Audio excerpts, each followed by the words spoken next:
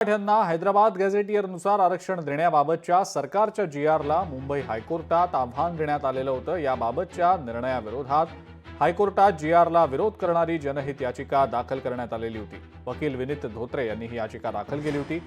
या याचिकेवर आज हायकोर्टात 2 सत्रात सुनावणी झाली आणि हायकोर्टानं दोन्ही बाजूंचा युक्तिवाद ऐकून घेतल्यानंतर विनीत धोत्रे यांची याचिका ग्राह्य धरण्याजोगी नाही असं म्हणत ही याचिका फेटाळून लावलेली आहे।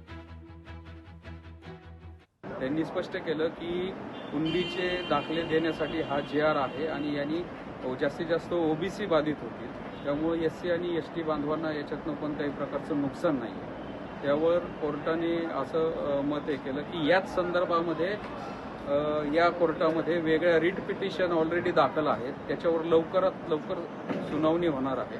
त्यामुळं मल्टिप्लिसिटी ऑफ दॅट पिटिशन असं होऊ शकतं आणि त्यामुळं आणि सर्वात महत्त्वाचं म्हणजे तुम्हाला याच्यामध्ये लोक स्टँड नाही आहे, तुम्ही स्वतः याच्यामध्ये बाधित होणार नाही आहे। त्यामुळं ही जनहित याचिका आम्ही ऐकू शकत नाही।